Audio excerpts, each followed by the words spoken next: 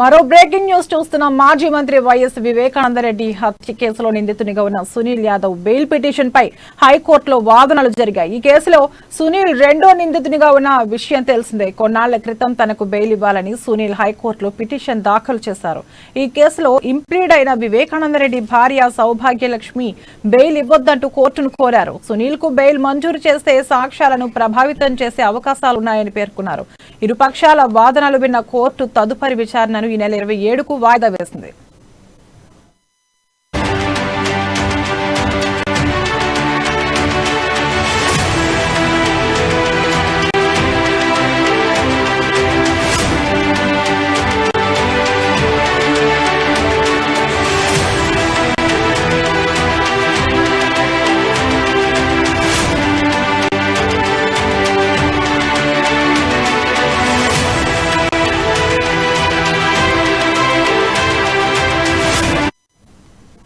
మాజీ మంత్రి వైఎస్ వివేకానందరెడ్డి హత్య కేసులో నిందితునిగా ఉన్న సునీల్ యాదవ్ బెయిల్ పిటిషన్ పై హైకోర్టులో వాదనలు జరిగాయి.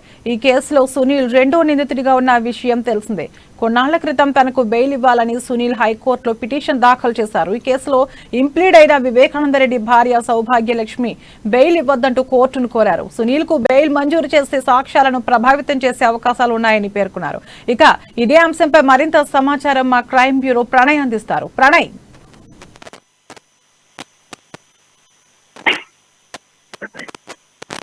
థ్యాంక్ యూ తరంగిణి. మాజీ మంత్రి వివేకానంద రెడ్డికి సంబంధించినటువంటి హత్య కేసులో నిందితుడిగా ఉన్న సునీల్ యాదవ్ కి సంబంధించి A2గా ఉన్నటువంటి సునీల్ యాదవ్ కి సంబంధించి విచారణ ఈ గురువారం హైకోర్టులో విచారణ జరిగింది. అయితే ఈ కేసుకు సంబంధించి కేసులో A2గా ఉన్నటువంటి సునీల్ యాదవ్ కి సంబంధించిన బెయిల్ పిటిషన్ ను ఇవ్వద్దంటూ కూడా వివేక్ కి సంబంధించినటువంటి కుటుంబ సభ్యులు అనుమానం వ్యక్తం చేస్తా ఉన్నారు, అభ్యంతరం వ్యక్తం చేస్తున్న పరిస్థితి అయితే కనబడతా ఉన్నాయి.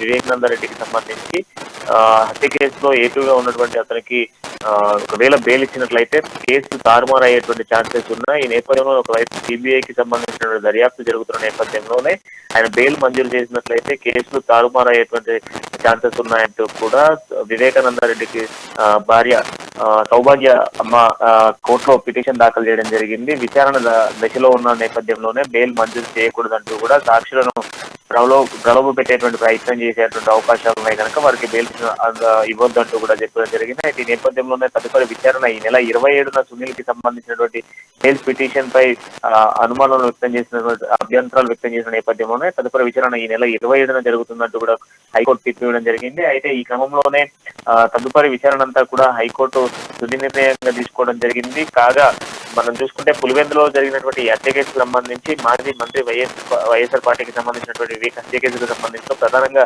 ఇప్పటికే సిబిఐ దర్యాప్తు విచారణ కొనసాగిస్తున్న నేపథ్యంలోనే కొన్ని అభ్యంతరాలు వ్యక్తం అవుతున్నాయి. ఈ కేసుకు సంబంధించినటువంటి ఇప్పటి వరకు 5గురిని కూడా సిబిఐ అధికారులు విచారించడం జరిగింది. అయితే ఈ కేసులో సాక్షులుగా ఉన్నటువంటి వాళ్ళు సాక్షులు అనుమానాస్పదంగా అంటే అందులో మర్డర్ కి సంబంధించి అంటే అనుమానాస్పద మృతికి సంబంధించి వివేక్ హత్య కేసుకు సంబంధించిన నేపథ్యంలో కుటుంబ సభ్యులలో తన కూతురు అనుమానాలు వ్యక్తం చేయడం జరిగింది. కేసును రీఓపెన్ చేయడంతో పాటుగా ఆంధ్రప్రదేశ్ లో ఒకవేళ ఈ కేసుకి సంబంధించినటువంటి విచారణ జరిగితే కేసు తారుమారు అయ్యేటువంటి ఛాన్సెస్ ఉన్నాయి కనుక ఇతర రాష్ట్రాలలో విచారణ జరపాలంటూ కూడా కోరడం జరిగింది. ఆమె కోరిక మేరకు సునీతారెడ్డి కోరిక మేరకే విచారణ అనేది ఇతర రాష్ట్రాల్లో జరుగుతుంది. దాంట్లో ప్రధానంగా చూసుకున్నప్పటికీ హైదరాబాద్ లో సిబిఐకి సంబంధించిన విచారణ జరుగుతూ ఉంది. ఇతర రాష్ట్రాల్లో కొన్ని కీలకమైనటువంటి కేసుకు సంబంధించినటువంటి జరుగుతున్న నేపథ్యంలో సుప్రీంకోర్టు ఇచ్చినటువంటి ఆదేశాల నేపథ్యంలో దీంతో ఈ కేసు తెలంగాణకు బదిలీ చేయడం జరిగింది. తెలంగాణ హైకోర్టు ఉత్తర్వులు ఇచ్చిన నేపథ్యంలోనే ఈ కేసులో తదుపరి విచారణ అంతా జరుగుతూ ఉంది. ప్రధానంగా ఈ కేసులో ఉన్నటువంటి ముగ్గురు అంటే 5గురు నిందితులకు సంబంధించి 5గురులో దాదాపుగా కూడా ముగ్గురు అనుమానాస్పదంగా ఉన్న నేపథ్యంలోనే అందులో A2గా ఉన్నటువంటి సునీల్ యాదవ్ కు బెయిల్ ఇవ్వకంటూ కూడా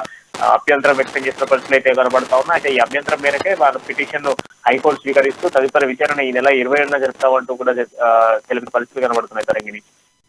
ఓకే, థ్యాంక్ యూ ప్రణయ్.